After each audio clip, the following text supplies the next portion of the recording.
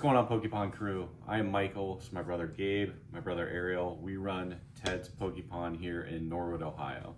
Today we just wanted to talk about, because we just experienced it this past weekend, some common scams we see throughout our business and how we've been prepared to look for them in Pokemon as well now. So what happened this past Saturday is a guy came in with which would have been a very high-end slab. It was supposed to be Sabrina's Gengar Vintage and a PSA Gem Mint 10, but right away I could tell the card looked bad and the slab looked bad too.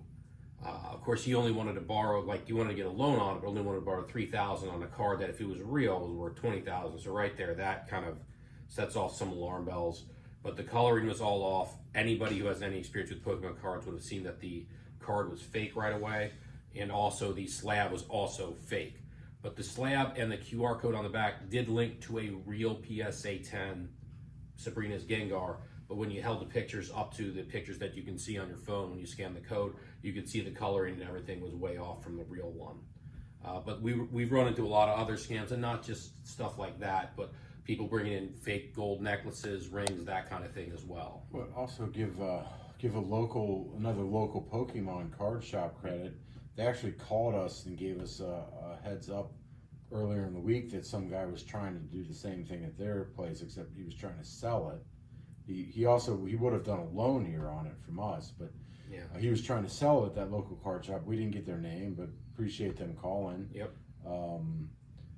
So I mean, yeah, that's nothing new. We've seen that in the pawn business for, I don't know, 50 years or whatever. There's just people that they're professional scammers. They try to make a living by going around selling fake gold chains, fake rings, fake Gibson guitars, you name it. We've seen it. Pretty much seen every approach to a scam too, from distraction things in jewelry, where there's a bunch of people in a group, loud, children running around to distract you as well, and they're hoping that you leave a case open or something. So there's all kinds of things, but I have no doubt that every scam in the world under the sun is happening with Pokemon right now because of the demand and the high prices on them. Which is another thing of why we have so many display cases dedicated to Pokemon. All the cards are in cases that are locked. We're not ever going to do binders because you've seen all the videos of people switching cards out of binders at card shows. We're just walking out of stores with the whole binder. And also all of our sealed product is behind the counter where they can't reach, because that's a big thing, is the grab and go. Well, the other thing you kind of have to give that guy a little credit on is that he kind of played stupid at towards the end of it, and was trying to learn why he had a fake card, and also trying to still say it was real, because comparing it to graded cards we had. So that's why our other brother, who's never on camera, he and I were in the background because you were showing him real graded cards. We were like, just make sure he doesn't switch something out on you. But you're on it, Ariel. So. But it was the classic. It was a classic scammer. It's all. Well, tell them about the common scam. Usually it's around Christmas time with the credit cards. Where it's like they have a credit card, but then it doesn't go through. We've had this a couple times, where busiest time of the year, and it always happens when you're busy. So people who are maybe starting out in Pokemon business or in it now, just a word of advice: the scammers somehow have a radar that they know they can distract you when your store is extremely busy. So just an example, it was Christmas time. We probably had 30 or 40 people in the store shopping, and a group of young ladies came in the store, and their story was they were going to buy their dad a Rolex for Christmas. So they were looking at 3 or 4 of them in our case, and they decided on one, and so they were going to put it on their credit card. So first of all, our radars were up anyway, they always are, but the way this scam works is they actually have a real credit card, and the way it works is that they are trying to get you to run the card through on a forced sale, meaning you have. So what they want to do is they will call their credit card company on their cell phone and have you talk to their credit card company, which is a no-no because they're handing you a phone with another scammer on the end of the line, and he's going to give you a fake code to punch through this sale on the credit card machine, and then they're gone with your item, in this case a Rolex, and you're out your money because none of it was a real sale. It's all fake. But if something's off in any business, it probably is. In our business, if something is too good to be true, it is. So just keep that in mind when you're looking at high-end Pokemon cards that are even graded and slabbed like we saw this weekend. And what I was going to say, a common thing is it's 90% of the time they're always out of state IDs that they hand you. So we ID people. I don't know about other card shops if they have to do that when they buy stuff. But we always ID people. 90% of the time, if it's a scam, they're out of state. They have out of state plates on their car. It's a dead giveaway. And then they always talk too much. So go with your gut on things as well.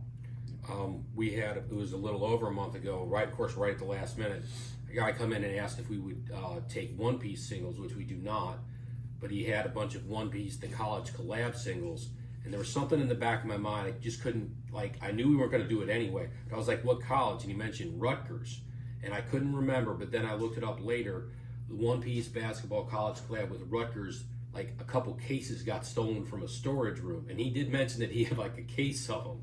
And I was like, well, yeah, we're not going to deal with that. Yeah. Glad we didn't deal that. Once again, if the deal is too good to be true, it probably is. And the other thing you just mentioned briefly there is right before you close, people will try to do this. So in business, and people get mad at us all the time, but for lots of reasons, you have an open and a close time. For us, the way we always tell people, and people will try to get in the door with 5 minutes to go with 20 items for you to look at.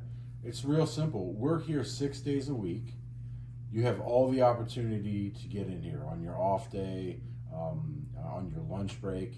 But if someone is coming in at the end of the day with a bunch of items, likelihood is it's some type of scam. The electronic item is probably broken or not working, like a PS5. They're hoping you won't test it at the end of the day. So it's the same thing with Pokemon, people selling Pokemon.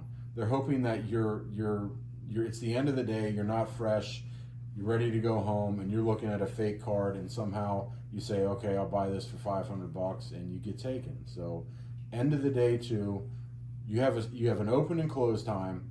We tell people if we close at 5:30, business has to be completed by 5:30. That doesn't mean your transaction gets to start at 5:30. It means business is completed by 5:30. There are exceptions to that, rare exceptions, but you have open and close times. Stick to them. The other thing is, security-wise, in any business, including Pokemon now, because these cards are so valuable, you do not let people in your store before you open, and you have a close time, and when that door is locked, people don't come in. You do not open the door after you're closed for somebody to come into your store. Couple other things, of course, you always have to be careful whether it's in store or something shipped. Credit cards, chargebacks, you always make sure that the name that you're shipping to matches the exact name on the credit card. That's a big one where people use somebody else's name, or they'll have a name that's close to theirs or something. You have to watch for that. And then a big one, and I have to give credit because I didn't know about this when we got till I started looking into this business more. Brian Pokey the international third-party shipper scam, where we only ship to the United States. It's strictly all we do. We use good shipping, it's usually UPS, to make sure it gets to people in time and secured. But there was one order that came in. It was a decent size order. It was a couple $100, but the address was really weird looking. It was such and such street, such and such unit, something, and then a bunch of numbers. And so I clicked on hey, where is this address? And it looked like one of those industrial industrial malls or it's like a bunch of little industrial businesses. And so I looked it up, and sure enough, they were a third-party shipper that would ship it internationally after that. And sure enough, after that would happen, I'm sure that they would cancel their credit card order, and then all this stuff's out of the country. You lose out on that. You lose out on the money. So that one, I just fully refunded the money, and you eat the 3%, but that's better than losing 100%. It's a real simple rule. With a credit card, you ID people on every transaction. It never fails. That's why we don't have chargebacks or credit card scams here, because the person in front of us who's presenting a credit card to use for a purchase here, their ID has to match the name on the credit card. It's a real simple rule. If you stick to that rule, you will save yourself a lot of headaches and money. A lot of people don't like it. Why are you carding me? Well, it's for your protection and mine. So, Yeah, we're a very small business. We're not some giant corporation. We can't take hits of chargebacks again and again and again. Just can't. Is that all we had today? I think so. Okay. Just a reminder, our Chaos Rising release day will be the 30th, because we will be closed this weekend for the holiday.